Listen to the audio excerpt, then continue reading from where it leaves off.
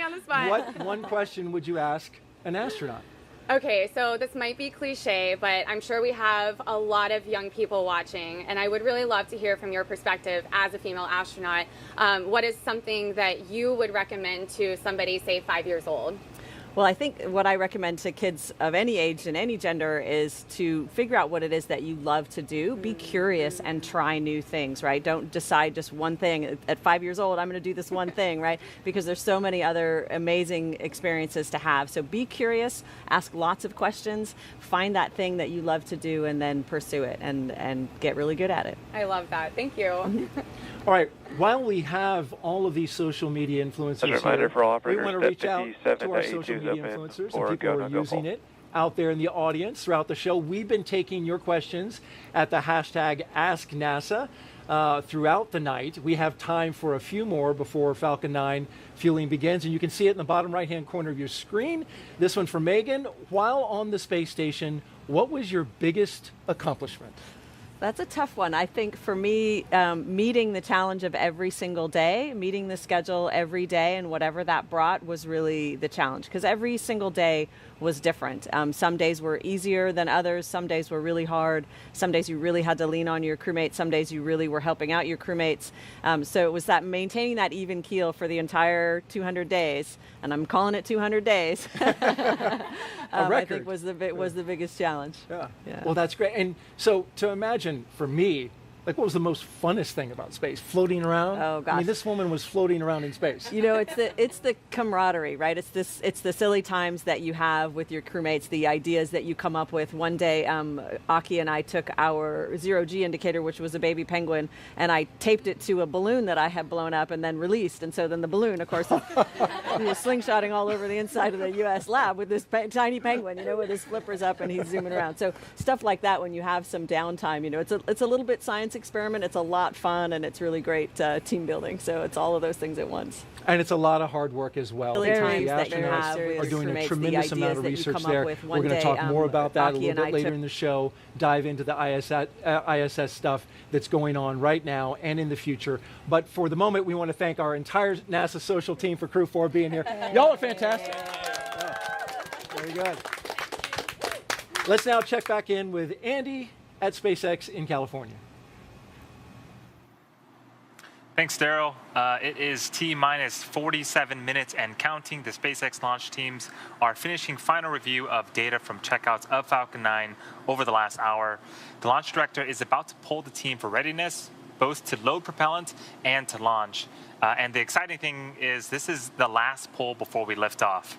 The 7 SpaceX engineers indicate they are go by electronically voting on the online countdown procedure. The launch director also checks in with Dragon mission director and NASA launch manager to make sure that they are also ready. Earlier, you saw the vehicle assembly building called the VAB. The Falcon and Dragon launch team, as well as key NASA launch members, are in the Launch Control Center adjacent to that VAB. They have a view straight towards Pad 39A, and they're able to see Falcon 9 and Dragon. And the team is ready for crew through the large windows of Firing Room 4. And launch. For non-urgent no-go conditions, brief the CE or LD and then approve aborting the countdown. For urgent issues affecting the safety of the operation, operator shall call hold on the countdown net. Launch control will abort the launch auto sequence immediately and proceed into the launch abort sequence. At T-minus 10 seconds, launch control will be hands-off, relying on automated abort criteria for the remainder of the count. Operators advise the launch director whether structural breakup or fire is imminent or occurring per Dragon manual escape flight rules. In the event of a fire alarm, key operators noted below will remain at their post while the alarm is evaluated. In the event that personnel safety is threatened, evacuate to the south-facing emergency exit, which leads directly outside. Launch control may proceed with arming the crew for movement. Awesome. So we heard at the very end of that there that we are proceeding with the crew arm movement. So that access arm that is adjacent to the vehicle, that's going to start to move to its launch position. Operators in Firing 4 and MCCX, the control will be in a lockdown state until launch escape system is disarmed.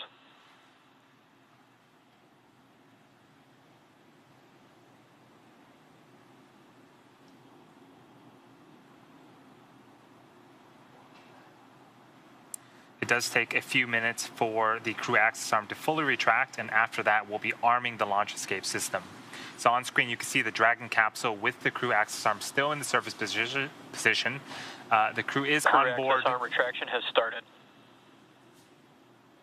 So great, we got an amazing shot of the crew access arm retracting away from the Dragon capsule.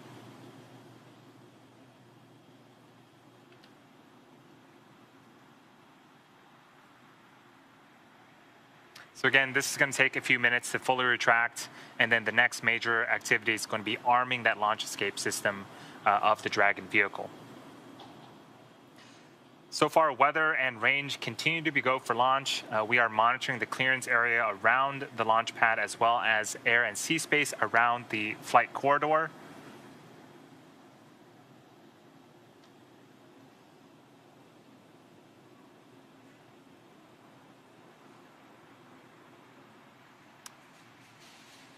But here at Kennedy Space Center, the conditions are predicted to be acceptable for liftoff just about 43 minutes from now. So with that, again, everything is going smoothly on today's countdown.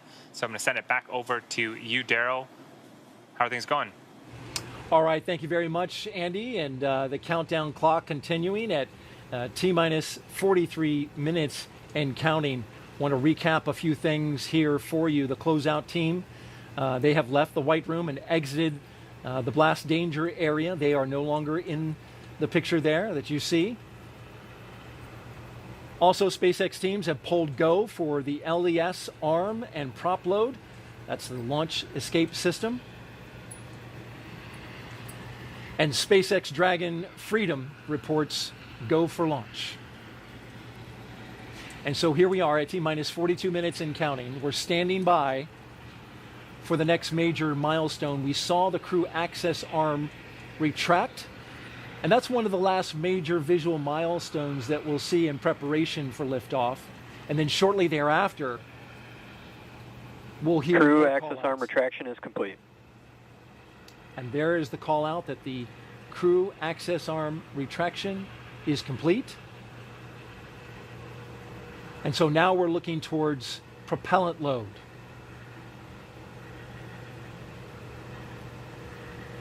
Megan, the propellant loading into the Falcon 9 rocket, this is a big moment. Not a lot of rockets load propellant with astronauts inside the crew capsule. That's right. This was a new capability that was developed for this vehicle to reduce, I think, overall the timeline. And it's something that the combined teams looked at very closely together from a safety perspective during the development of this vehicle. It's one of the reasons why the launch escape system is so crucial to have that arm. This is a very dynamic activity that's happening, and so we want to be able to keep the crew safe in the event that something off-nominal happens.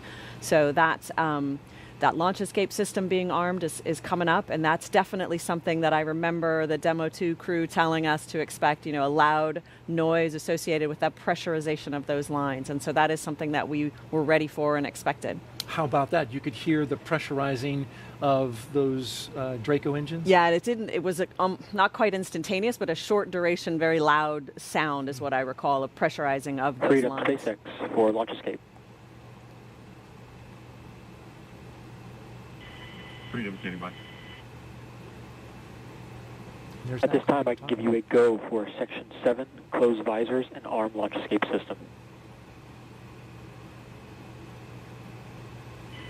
Okay, Freedom copies.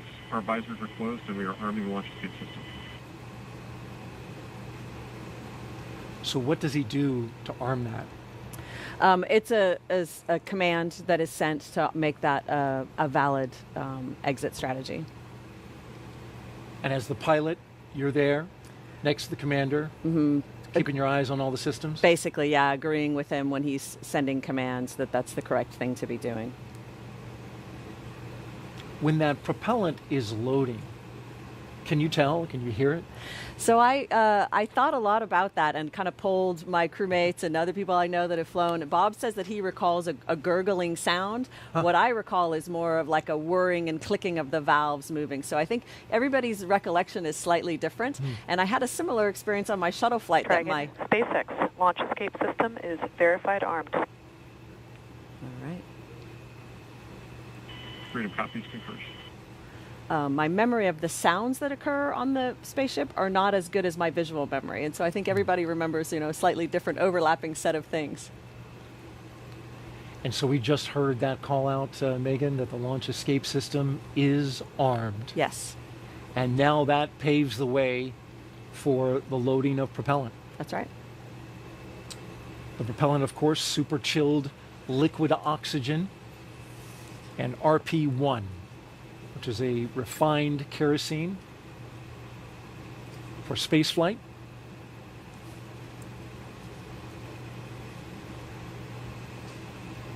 A look from high above, from the launch tower down onto the Crew Dragon spacecraft and rocket below. That booster getting ready to fly for the 4th time.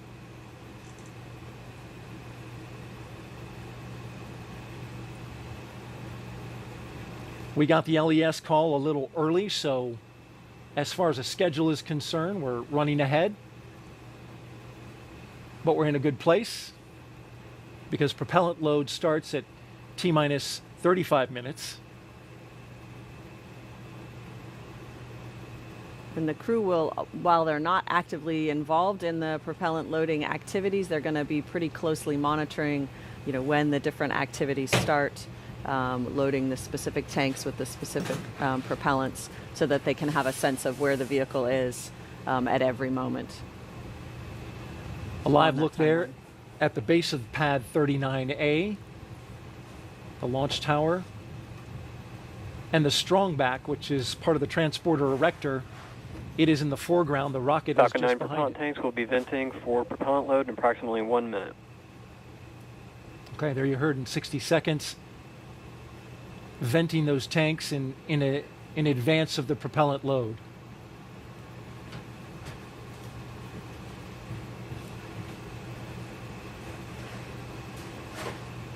It's 3:15 a.m. Eastern Daylight Time here on the Florida Space Coast. The overnight launch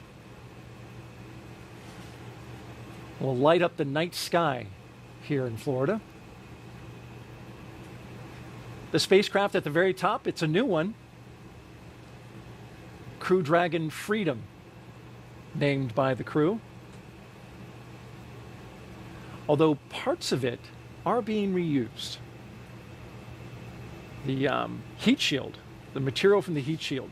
It's the first time they've used the composite heat shield structure, reused it on a Dragon, which is just another advancement in SpaceX's reuse capability.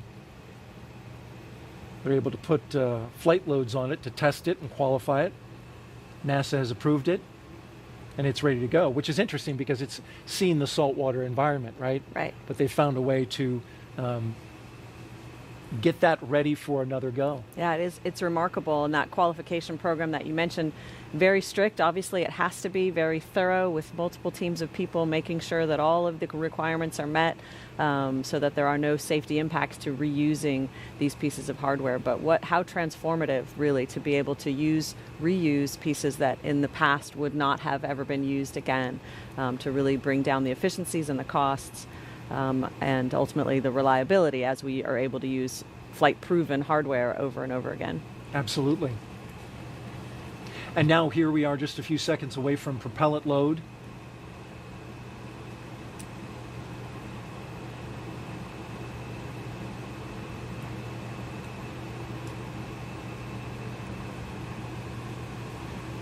Thinking about the Crew-2 mission as we look forward to Crew-4. When you were up on the space station, it was quite the time up there, right? I'm thinking about the visit from the Russian film crew that we did was have there shooting some visitors. A movie. That's right. So they came up, an actor and a producer came up on a Soyuz and spent the 10-day time period filming a movie, almost exclusively on the Russian segment, but we were able to interact with them in the evenings. We would occasionally have dinner parties as we do up there, and so we would get to chat with them a little bit and hear about their lives and hear about their plans. Was that interesting? It was very interesting. They were lovely people. They were very gracious guests. Propellant load has started. There you hear the call out that propellant load has begun. A big milestone.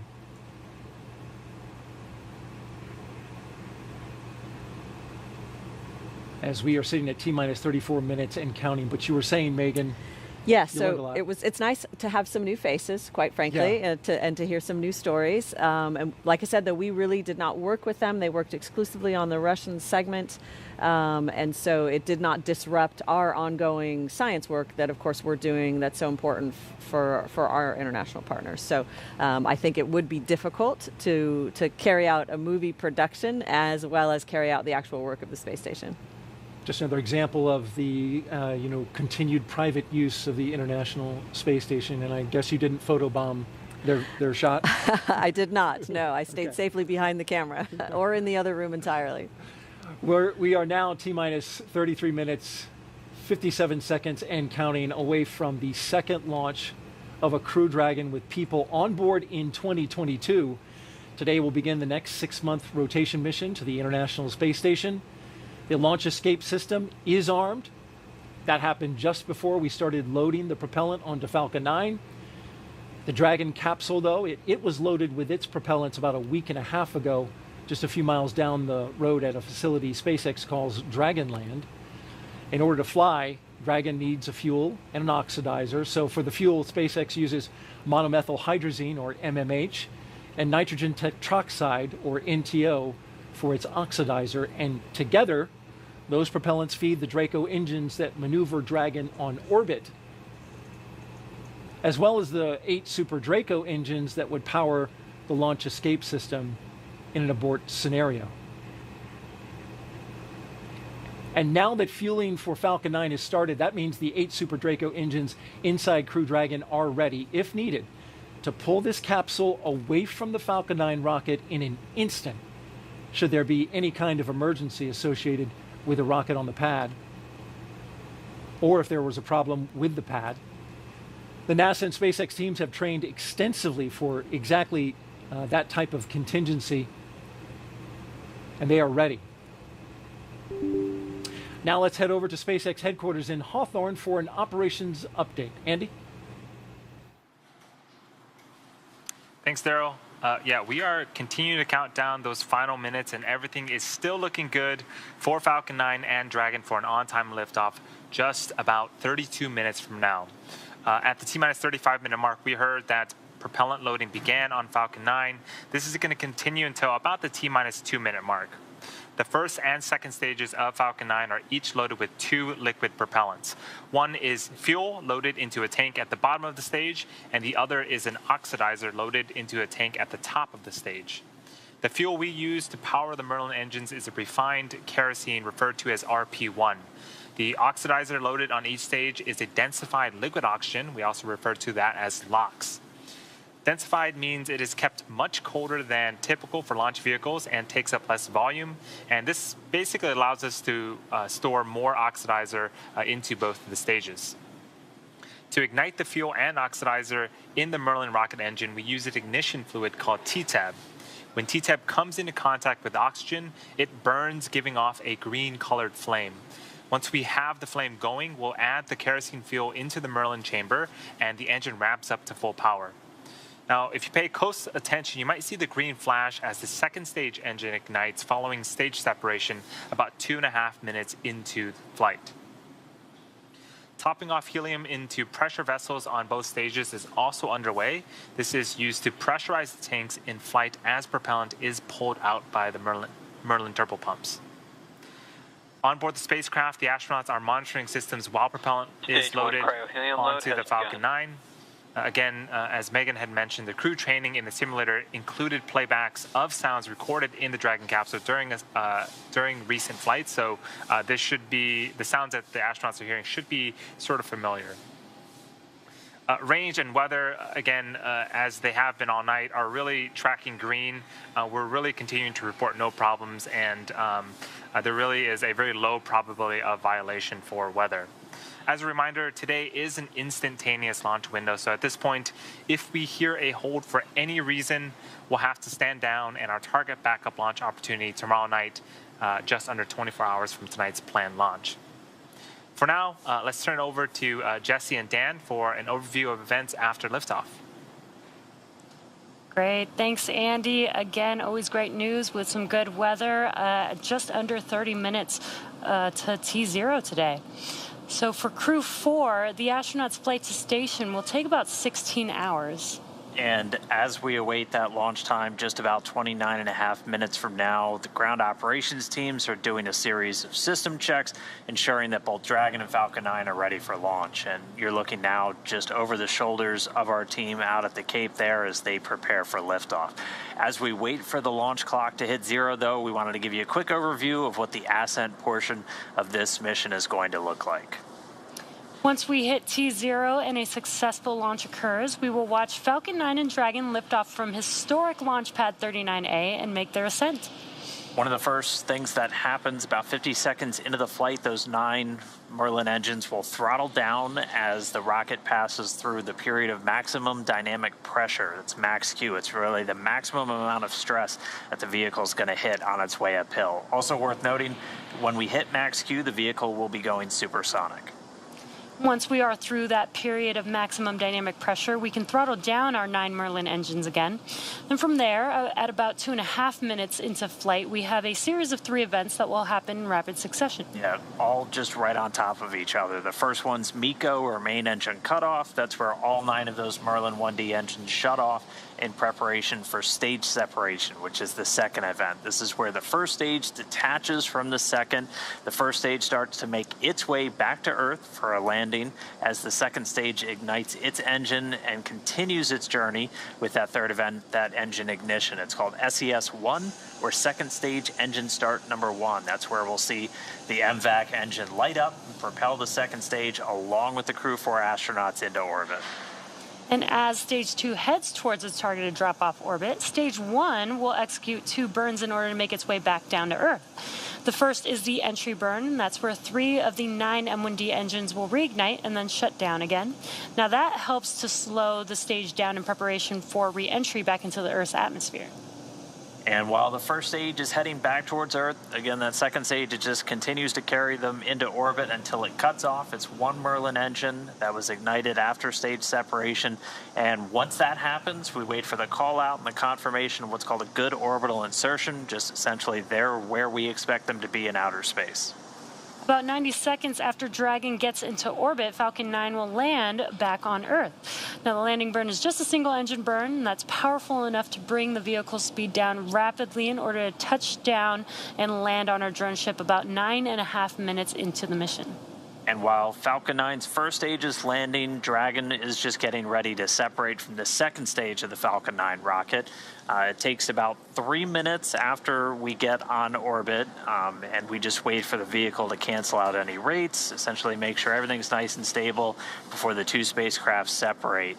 We should get a great view from the second stage of Dragon's trunk as it flies free. Once Dragon is a short distance away, it starts going into a number of checkouts immediately, looking at some of those Draco maneuvering thrusters. There's 12 around the service section of Dragon. Those are the first ones that get checked out. They'll also increase that separation distance from Falcon 9's second stage. These are not the Super Dracos. Those are disabled as soon as we hit this point on orbit. They're only used in an abort scenario. Once we're in outer space, those are disabled for the remainder of the mission. About 40 seconds after separation, Dragon's nose cone deploy sequence will begin. It will take roughly 4 minutes for the nose cone hooks to unlatch and open, and that exposes its guidance navigation controls, or GNC, that will help Dragon autonomously fly to the space station. And once that nose cone's deployed, the remaining 4 Draco thrusters on the forward bulkhead get checked out. And from there, it's about 16 hours for Dragon to go through the rendezvous and approach phases, undergoing a number of what's called phasing burns as it makes its way to the station, just essentially raising its orbit and chasing down the orbiting lab. Stage 2, cryo-helium loading. And so all of that's going to be coming up soon. Let's check back in with Chelsea over at Mission Control Houston. Chelsea? Hey, thanks, Dan. Flight controllers here in Mission Control are laser focused on the onboard systems of the space station, making sure it's ready to receive the Dragon vehicle later tonight.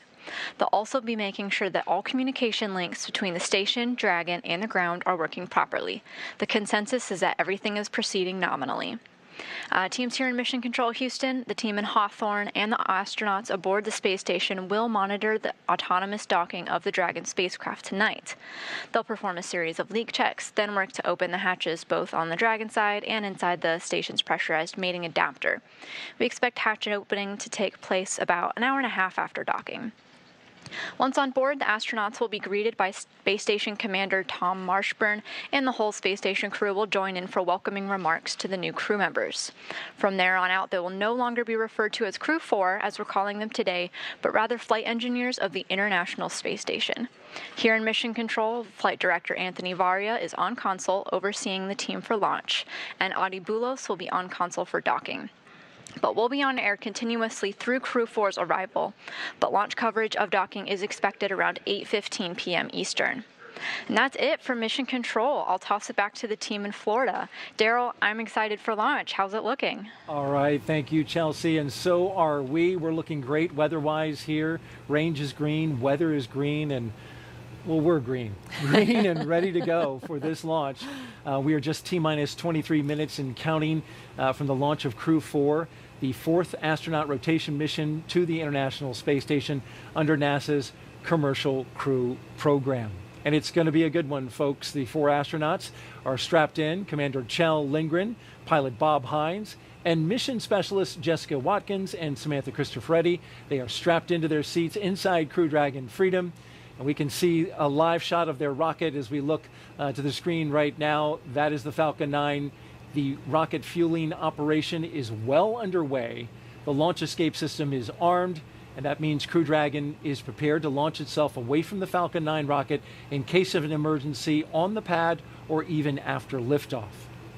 So far, operations look and sound as expected. We are counting down to that liftoff at 3:52 and 55 seconds in the morning, Eastern Daylight Time. And so far, everything has looked right on. It has. It's wonderful to see just 22 minutes and 32 seconds remaining on the clock. I'm starting to get really excited. When you were sitting inside that spacecraft, how did you feel? Well, at that point, you are really focused. You are, you've sort of stopped with the chit-chat and the storytelling, and you are very much watching the progress of the propellant loading, knowing that the time is counting down, and you're just really starting to get your head in the game and be ready for what's happening next. That's a very serious part of the countdown, is that propellant flowing in. You can see those systems as you're looking on your screen and monitoring them. The mission is the continuation of rotational crew flights to the International Space Station from U.S. soil on private rockets and spacecraft, and this would not be possible without the success of NASA SpaceX Demo 2, a test flight 2 years ago, if you can believe it, the safe delivery and return of Crews 1 and 2, and of course, Crew 2 back on Earth 6 months ago, and that's why we have with us the pilot from Crew 2, Megan MacArthur. Appreciate you being here. Absolutely. It's hard to believe it. I've been home for 6 months already and launched almost a year ago. But time travels. Flying. Yeah, it keeps moving. It was 6 months that you were up in space. Do you notice that you were in space like now? Have you, the symptoms of having been up in space for that long completely passed? Or? I would say they're 90% back to Earth normal. And, there's some lingering things like back pain and, some joint pain and things like that will pop up that, I go, well, am I just older now or is Earth just harder? But for the most part, back to normal. Very good. Well, you've done a wonderful job for us tonight, and we appreciate it. As we continue to count down, we're looking for the next call out, which should be stage 2 RP1 load complete. It'll be followed by strong back chill has begun, and then we'll start loading stage 2 with liquid oxygen.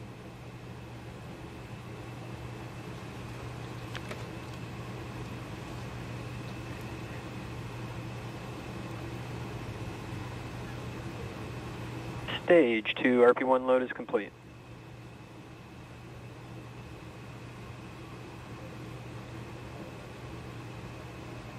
You can see the condensation coming off the rocket, that super chilled LOX, chilling down everything, including the skin of the rocket, so that it condenses the humid Florida air, and you see there the clouds are coming off, but at the very top it's also venting.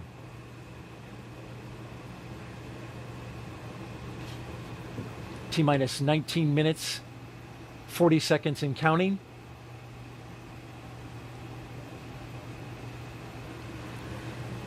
It's an impressive sight. I forget that I can also look over my shoulder and see it in real life.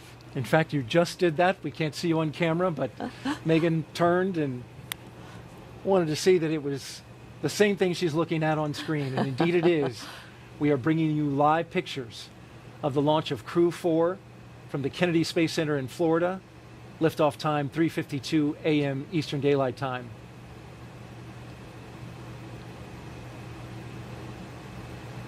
If you're just joining us, we want to tell you a little bit about the crew on board. Dr. Kjell Lindgren is the commander.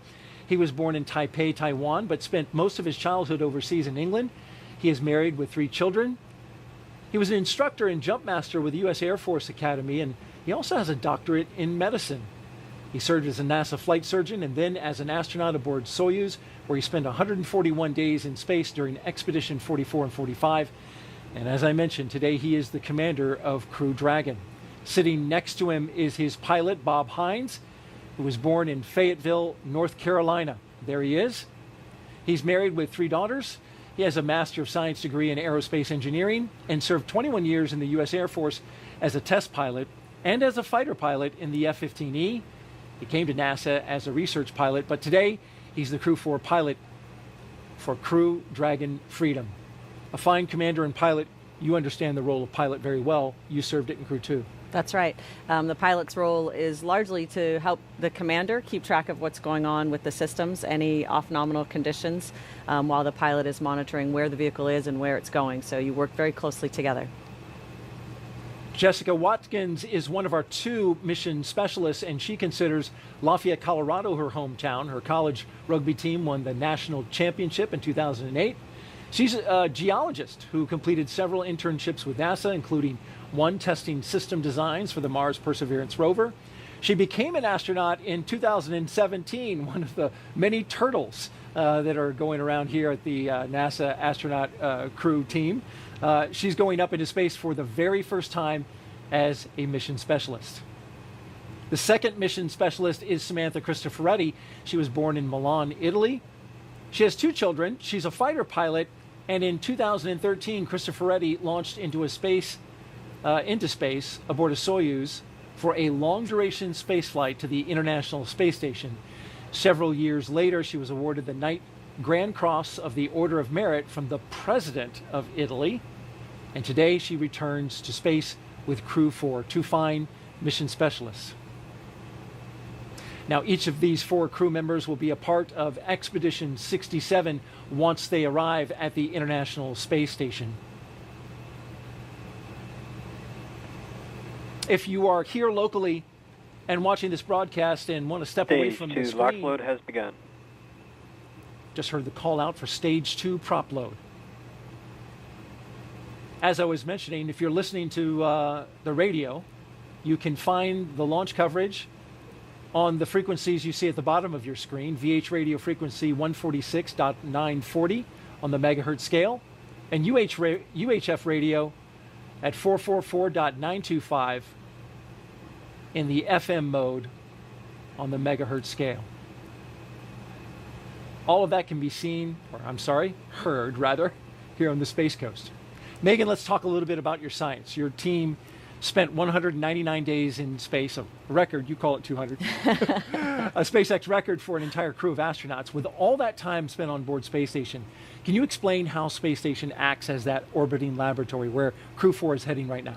Absolutely. So the space station is obviously a very unique environment, right? It's long-term access to micro-G environment that scientists can't replicate or simulate accurately here on Earth. So it's the ability to run these experiments that teach us fundamental things about the physics of fluid mechanics, about combustion, things that we can't, again, replicate on Earth that can lead to discoveries that can benefit us in space, but can also benefit us back on Earth, like understanding diseases well enough to create new treatments for them, or understanding combustion in a new way to allow us to build cleaner burning engines. You mentioned some of the science that you've worked on. What was your the most impressive and stands out to you in your mind? Well, it's hard to choose a favorite, but of course one that is always popular is one you get to eat. So we got to participate in the Plant Habitat 4 experiment, where we grew chili peppers that hailed from Hatch, New Mexico. And so we got to monitor them over a period of many months. It was a fruiting plant that took a long time to germinate and to fruit. And for long duration missions, will provide an important vitamin C and other minerals for crews on long duration missions. And they were also just really tasty. So that was a lot of fun. That's a bonus. And, growing plants in space is part of deeper space exploration, especially growing them in mass amounts, right? So that you can feed a crew. Absolutely right. It'll be an important part of those future missions. Crew-4 will fly aboard a brand new Dragon capsule, by the way, that the astronauts named Freedom. But the booster has flown 3 previous times, and there you can see it there with the sooty-covered NASA meatball right above them. That's Crew-4 below, standing next to their booster. This flight will be the 4th for that booster, which is a first for NASA and ESA astronauts. Now, at the time that booster lights and takes that crew into space, the International Space Station will be 260 miles over Western Romania. We talked a little bit earlier about chasing down station. Well, when this thing lights, Crew-4 will then spend the next 16 hours chasing down the International Space Station for a rendezvous at 8:15 this evening. And there's a special guest there. That is an Apollo astronaut, Harrison Schmitt. He is a moonwalker, you may recall. One of the 12 men who walked on the moon. He launched on the night of December 7th, 1972, from the same launch pad we're using tonight, Pad 39A. And then 3 days later, Schmitt and Commander Gene Cernan landed on the moon. What an honor to have him watching tonight. He, a geologist, watching another geologist, Jessica Watkins, going up to space today, so they share that. And Harrison Schmitt, one of the 4 surviving astronauts who walked on the moon. Buzz Aldrin, David Scott, Charlie Duke, and Harrison Schmitt. And they are a national treasure. Megan, we are T-minus 12 minutes and counting. Some final thoughts as we get ready to light this candle for, by the way, Samantha Cristoforetti's birthday was yesterday. Yes. What a big birthday candle. That's right. It's a pretty good birthday celebration, I think. She's going to enjoy that. But what will they experience the moment of liftoff? The moment of liftoff is really, it's hard to describe. I've heard it described as lots of different things. A kick in the pants, someone hits your chair with a baseball bat. It's almost indescribable because you start moving so fast and you're accelerating so fast the whole time that it's just a sensory overload. You're really, really moving fast. And on our crew, people enjoyed that very much. There was a lot of hooting and laughing basically in response to that. And as the rocket changes its speed, it accelerates down and then back up again. You feel all of that, and it's a tremendous ride. Astronauts from Crew-4 getting ready to experience that. We're about to watch this launch. So T-minus 11 minutes and 25 seconds. Let's toss it to Andy at SpaceX in California. Daryl, Megan, thank you so much. It's getting more and more exciting here as we are just about 11 minutes until liftoff. Things are still looking great for both Falcon 9 and Dragon. Falcon 9 began loading propellants at the T-minus 35-minute mark. We should finish around the T-minus 2-minute mark. Right now, densified liquid oxygen is loading and continuing on the first stage. And again, this is going to wrap up around the T-minus 2-minute mark. The Dragon mission director and team are reporting no issues. Communication checkouts are complete. The crew access arm is retracted. The launch escape system is armed, and the crew is strapped in and ready to go. Final instructions to the crew come in at the T-minus 10-minute mark. The crew displays will be configured for launch. This setup gives the crew insight into how the launch is proceeding and provides constant update on vehicle health. At T-minus 5 minutes, we'll be in terminal count, and the Dragon will transition to internal power. And we'll hear continued callouts on the countdown nets as we get closer and closer to liftoff. Range and weather are both green. Right now, I am joined by Dan. Dan, after ascent, we're going to hear some callouts for different types of abort modes, right? Yeah, that's right. On the way uphill, you'll hear. SpaceX, please confirm crew displays are configured for launch. Freedom confirms. Displays are configured for launch. SpaceX copies Crew-4, and on behalf of the entire SpaceX team, we're honored to have you aboard Dragon Capsule Freedom today. It has been a privilege working together to prepare for this launch to the International Space Station. We wish you a great mission, good luck, Godspeed, and time to let freedom fly.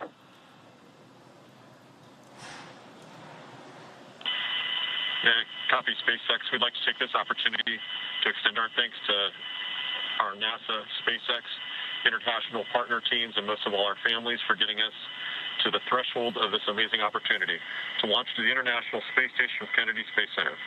A heartfelt thank you to every one of you that made this possible. Now, let's let Falcon roar and freedom ring. Okay, so crew displays are configured. The crew just reported they're good to go. They're ready to launch. Saw a couple of fist bumps there. But yeah, as you mentioned, we'll hear a couple of different call-outs on the way uphill, a combination letter and a number. You'll hear 1A right at liftoff, and these just correspond to the different abort modes. There's 2 for the first stage, and then A through E for the second stage, and these are telling the crew essentially which direction Dragon's going to be pointing when it performs a burn of those Super Draco engines. Also gives you an idea of where they're likely to come down if we have an abort on the way uphill. But you'll hear those throughout the flight uphill. You'll also hear a number of call-outs from some of the key positions on the Falcon 9 team, the guidance, navigation, and control officer, and also the prop lead. And we're going to be looking to hear trajectory nominal, propulsion nominal, just as we make that flight uphill. It's going to be about a 9-minute trip from ground to orbit, and right now we're just 8 minutes away, and we've got a couple more events coming up starting at right around 7 minutes, right, Andy? Yeah, in about 50 seconds at T-minus 7 minutes, we're going to begin engine chill on the first stage engine. This is where we inject a small amount of super chilled liquid oxygen into the Merlin engine turbopumps before letting the full flow of LOX during ignition. So we do this in order to make sure that we don't shock the engines because liquid oxygen is so cold. We actually do the same exact things for the second stage engine. That happens during ascent, but we should hear the call out after liftoff for that as well. And again, that is coming up in about 15 seconds, and we should hear the call outs over the nets.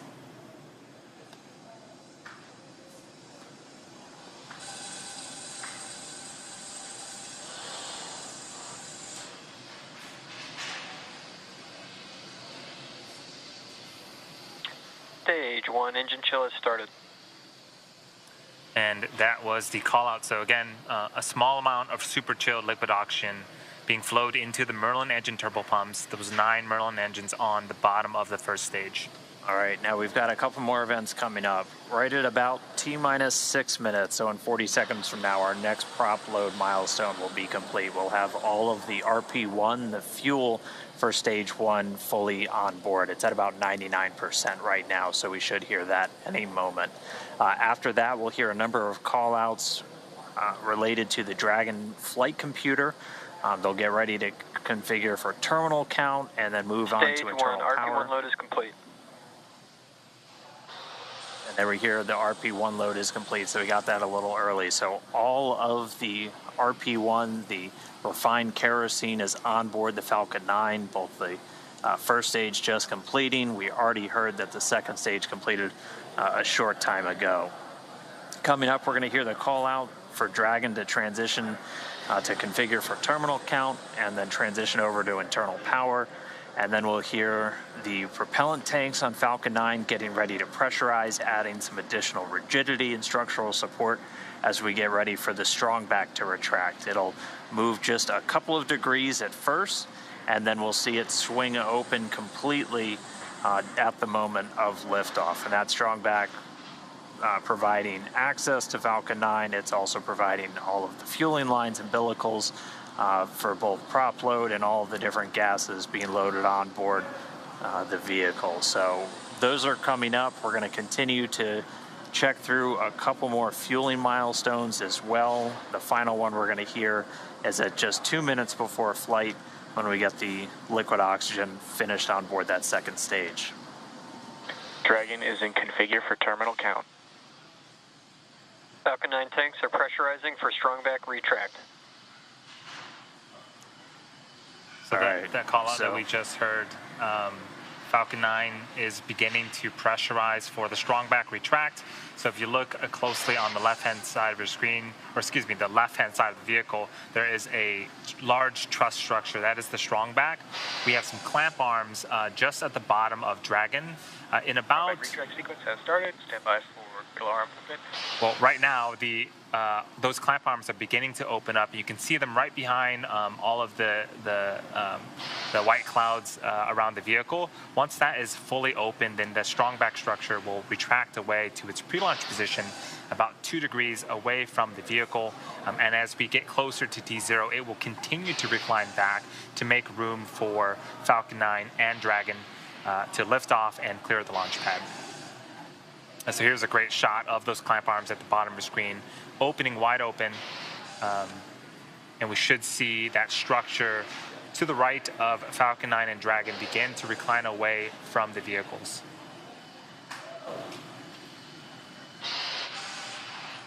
This whole sequence takes about a minute, a little over a minute to fully complete, and we expect this to complete in about 15 minutes. 15 seconds. So you can see on screen that strongback is beginning to recline away from Dragon and Falcon 9.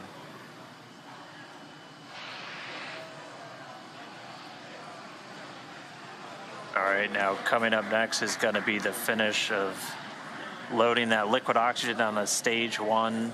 We finish up on the liquid oxygen. Stage 1 LOX load is complete. There we go. All of the oxidizer loaded on to stage 1.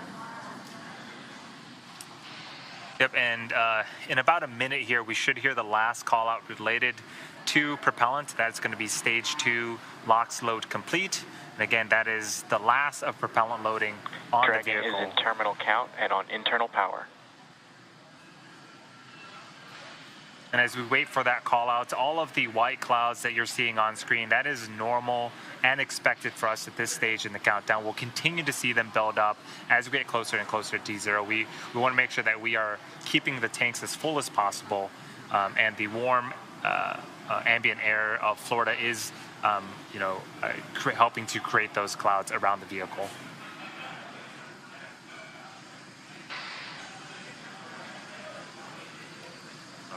Coming up on 2 minutes until liftoff, standing by for stage 2 LOX load being completed.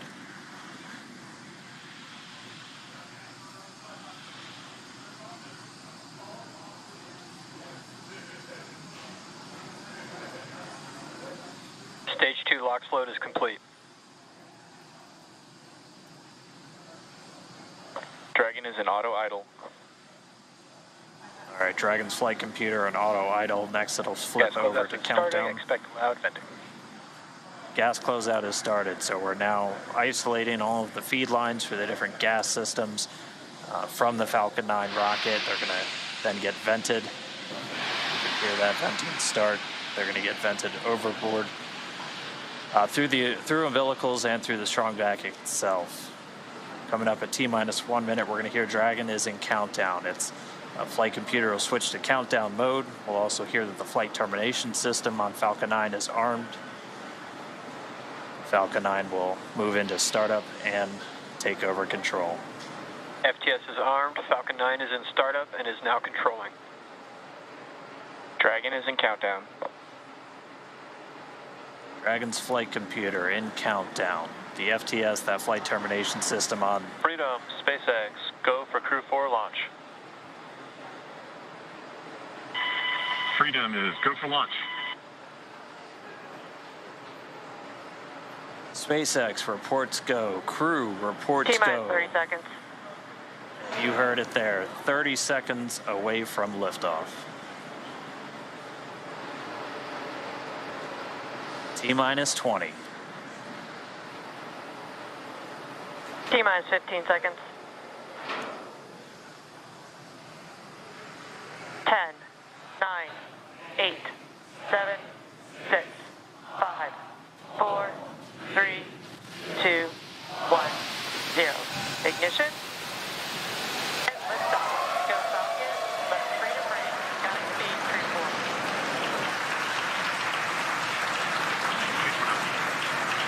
vehicle is pitching downrange. Copy 1 Alpha. Freedom soars and the Dragon flies forth. Vehicle already pitching downrange. All 9 Merlin engines have lit. Stage 1 propulsion is nominal. Getting good performance on stage 1 propulsion already.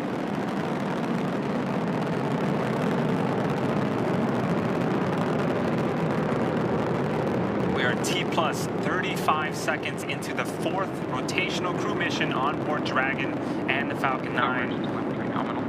The 9 Merlin 1D engines on the first stage are beginning to throttle down. Stage 1, throttle down. In preparation for max Q. This is where the vehicle will experience the highest amount of aerodynamic pressures, so we'll throttle down the engines in preparation for that event.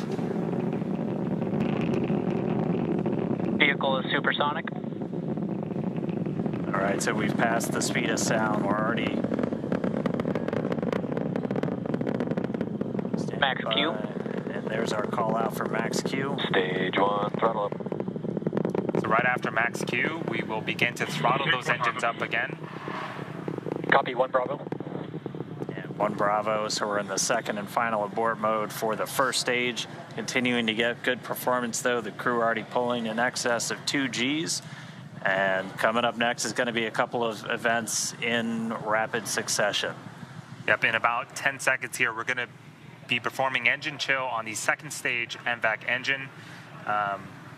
And then in about a minute, we're going to start off with MECO, also known as main engine cutoff. This is where those 9 engines that you're seeing ignite on, being lit up on screen, those are going to cut off in preparation for stage separation, where the first and second stages will separate from one another, and then the single Merlin vacuum engine on the second stage will ignite and continue to carry our Crew-4 astronauts to orbit. Heard that MVAC chill has started. Stage 1, throttle down. The 9 Merlin engines starting to throttle down. And standing by for MECO.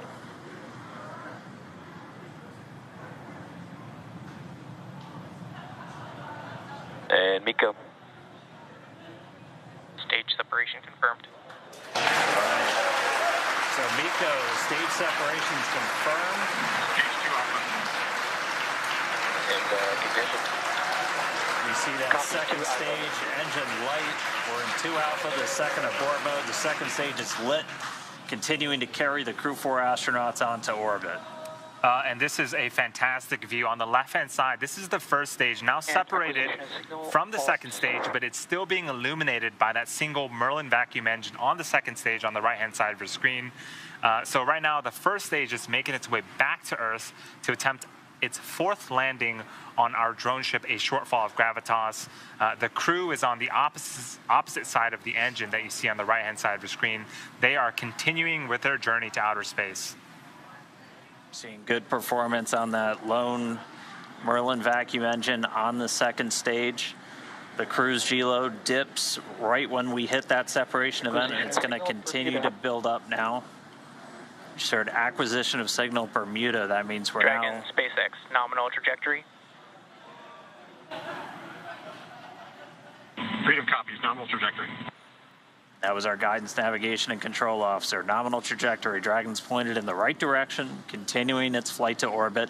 We heard Bermuda called out. That's one of the ground stations now receiving telemetry from the Dragon as it continues its path uphill. So we'll have the dueling boxes here for a while as the first stage makes its way down. That second stage going to continue firing until about a little over 8 minutes into the flight. Doing the heavy lifting now. The first stage has a couple of events itself in order to land on a drone ship. So at T plus 7 minutes and 25 seconds, it's going to start its entry burn. It's going to be one of 2 burns.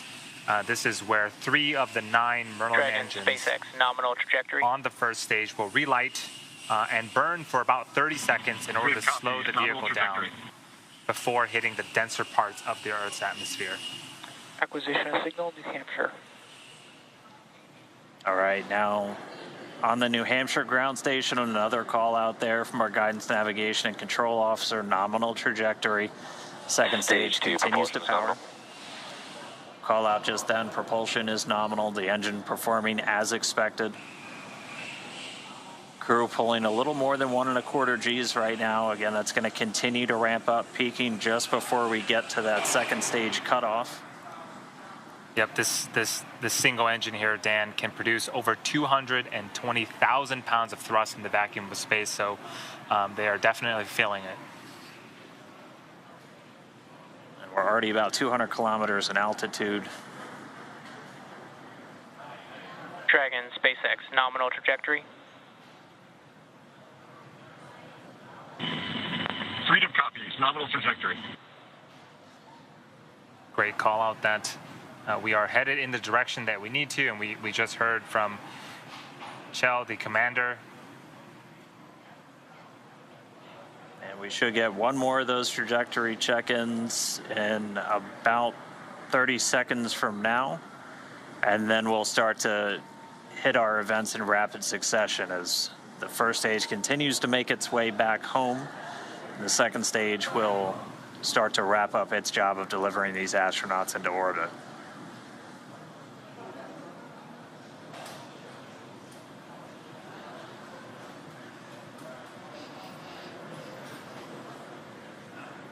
Yeah, we don't see it on screen right now, but the first stage is making its way back to our drone ship in about... Dragon, SpaceX, nominal trajectory.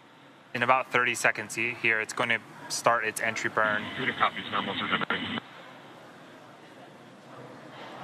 And there was the other call out that you were mentioning, Dan, about the trajectory. Things, again, continuing to look very, very good for the ascent portion.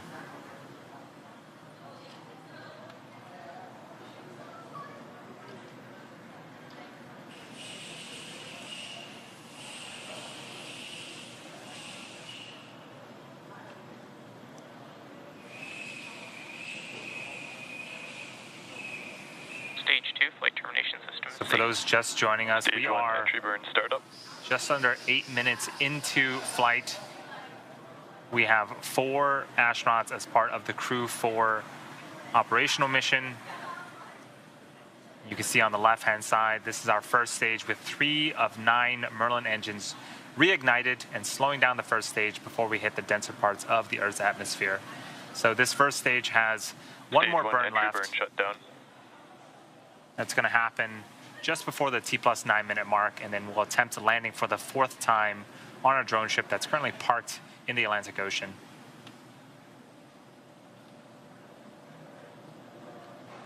So as that entry burn completes, Terminal guidance. we're in the final stages of the second stage's flight into orbit. We're about to pass through several of the different abort phases, which essentially correspond to areas along the very northeastern seaboard of the U.S. and then across the Atlantic and off the coast of Scotland. But continuing to get call-outs that stage 2 propulsion is nominal. Copy, Shannon. And the call-out of Shannon, Ireland, that's Stage 1 transonic. indicative of our final abort zone.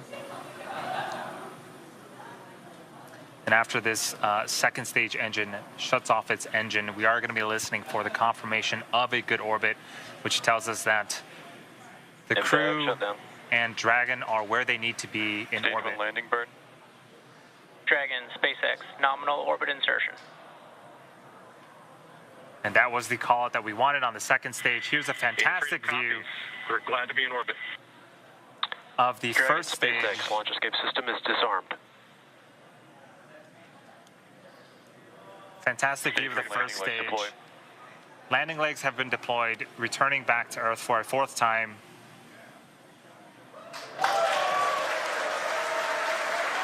And just like that, a 4th landing as part of the Crew-4 mission.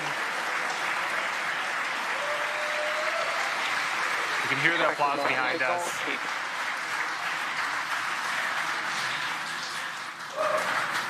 But prior to this, acquisition signal, Newfoundland. We saw the crew, we heard that the crew has been successfully inserted into a good orbit, and this is them in 0G, and 2 of them for the first time. And getting a look, it looks like we might have a couple of zero-G indicators. I see a turtle in Bob Hines' hands. That is the nickname for the astronaut class from 2017, of which he and Jessica Watkins were a part. I believe we've got a monkey floating over by Samantha Cristoforetti. But first view of Crew-4 on orbit, experiencing microgravity. They're still attached to that second stage, which at this point is going to continue to coast for a couple of minutes. It's got small reaction control thrusters on the upper part of the second stage that can be used to cancel out rates, essentially making sure that they're on a stable coast before we get to that separation event, after which we'll see Dragon Freedom flying free for the first time. We've got, a couple of stowaways. The Turtle class really does seem to be taken over now with a Turtle 0G indicator. All right, we should be just about a minute away from that separation, after which a number of activation and checkouts occur automatically. First, checking out 12 of those Draco maneuvering thrusters all around the service section of the Dragon capsule. We'll also start to get ready for the nose cone opening, which it stays closed for the flight uphill to help protect all of those guidance, navigation, and control sensors. It's also covering 4 of the Draco thrusters that we're going to be using for providing the majority of the thrust, the push, for these different phasing burns as Dragon chases down the space station. But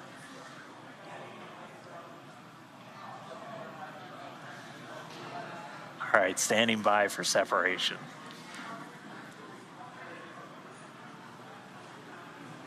So typically we'll get a shot from the second stage looking at the unpressurized service section of the Dragon.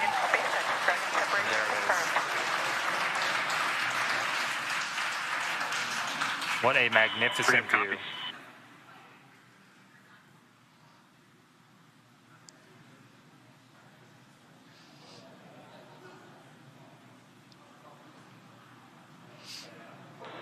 And looking like a good separation, good rates. And Dragon Freedom flying free for the very first time. So again, now those Draco checkouts are starting. And pretty shortly we'll get to the nose cone deploy, and that's when they'll start to open up hooks that are holding the nose cone in place, and it sounds like that has begun. And expect the loss of signal in New Hampshire.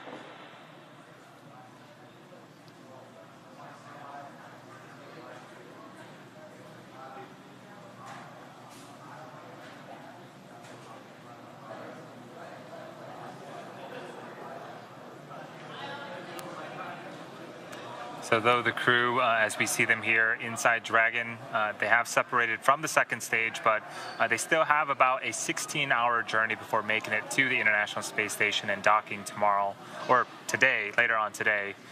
But it is so great to see them flying free in space. They do. And we did get confirmation that that nose cone deploy sequence has started. So again, those 6 hooks that hold the nose cone in place during the launch and ascent portions have to retract, and then the nose cone will be able to start to swing open and deploy, and that will uncover a number of critical systems for Dragon's flight up to the space station, not the least of which Freedom, LD, I hope you enjoyed your ride. It's been an honor flying with you, Chell, Farmer, Samantha, Jessica. Have a safe journey to the space station. Say hi to Crew-3 for us, and we'll look forward to seeing you when you get home. Indeed, the dream is alive. Have some words from our CE.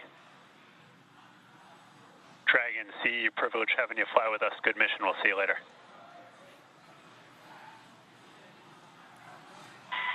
And from Freedom, we want to thank a big thank you to SpaceX, the Commercial Crew Program, and specifically the Falcon 9 team for a great ride. It is a privilege to get to fly this new vehicle, the Crew Dragon Freedom, to orbit. Huge thanks to the teams that assembled and prepared her for flight. We're feeling great and looking forward to the view.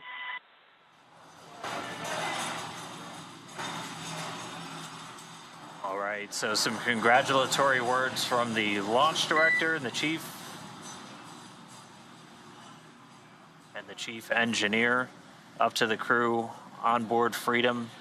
Shell radioing down their thanks for the smooth ride to orbit. So, as Andy said, we've got about 16 hours. And Freedom, SpaceX can confirm nominal dehumidifier activation and service section Draco checkouts.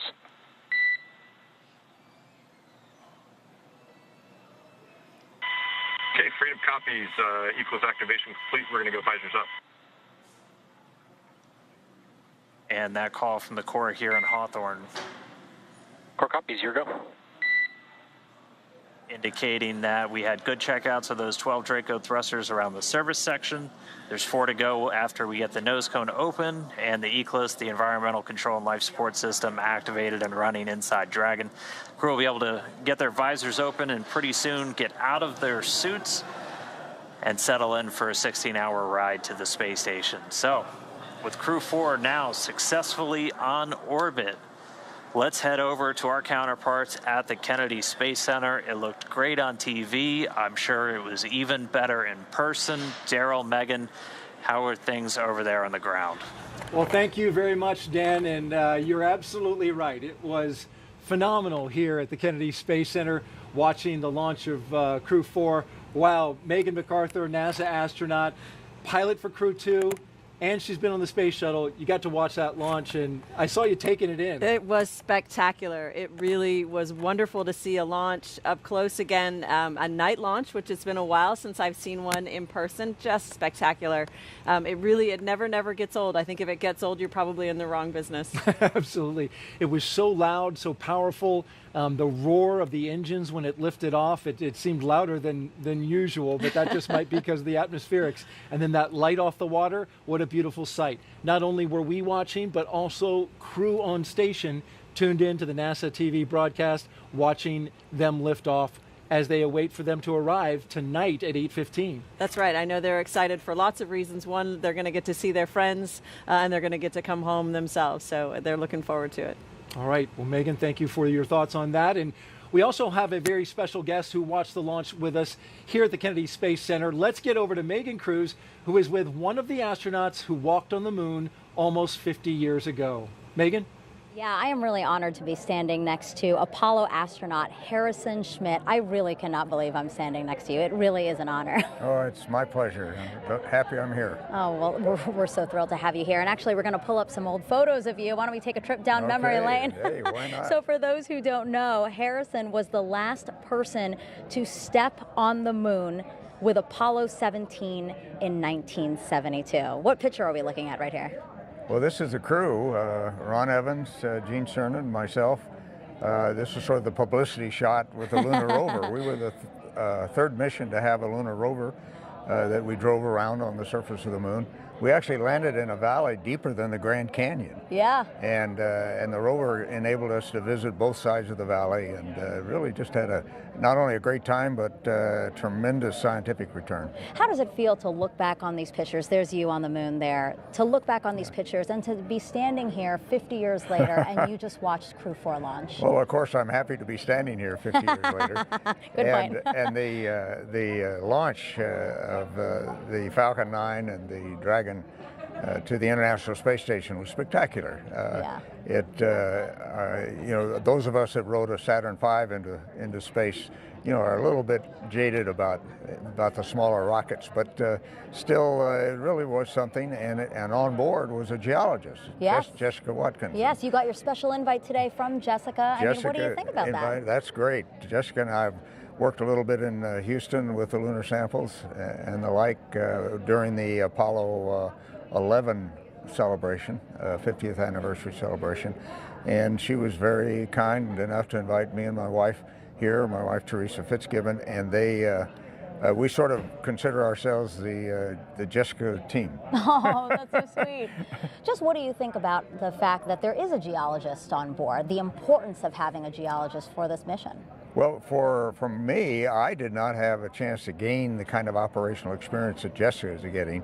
I gained my operational experience from learning to fly T-38s and helicopters, and then a lot of simulator time. She's gaining it in space, and that's very important. Yeah. And I hope it'll stand us in good stead for being part of one of the Artemis crews that goes to the moon. Yeah, absolutely. Artemis, let's talk about that. That's going to return us to the moon. Isn't that crazy? It's crazy. It's been a long time. There have been several attempts to get us back there. The two Bush presidents both tried to get something going, and it didn't materialize, but maybe Artemis is the third time's a charm. Yeah. And we're looking forward to it, believe me. Do you think we're ready to go back to the moon? We need to go back to the moon? Oh, I think we've been ready for a long time. The technology is there. The big difference is NASA had to develop the technology for Apollo, advance old technologies as well as new technologies. The thing that's changed is the commercial sector has taken the NASA technologies and moved forward, and now NASA has to integrate that into a new lunar program such as Artemis.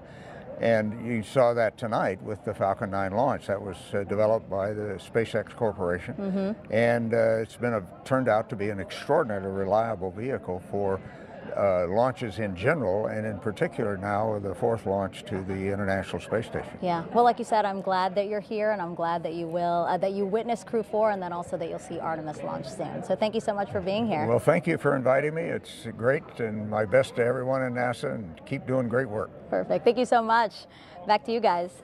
All right, thank you, Megan, and thank you to moonwalker Harrison Schmitt. Boy, for astronaut Jessica Watkins to have a moonwalker on your team is a pretty nice thing. That's pretty great, yeah. It's fantastic. Well, we're joined now by Josef Aschbacher, Director General of the European Space Agency, who just watched his first crew launch just a few moments ago. Josef, thanks for being here, and what'd you think? Oh, thank you, Daryl. It's just a fascinating moment. This is my first crew launch. I've been Director General only since 1 year, so this is really a good experience. I have to say this is phenomenal. But let me also say a word of thank you to NASA. NASA is an enormously good partner to us, the European Space Agency. It's really a pleasure working with NASA. We have very good relationships, a very strong partnership. But also thank you to SpaceX.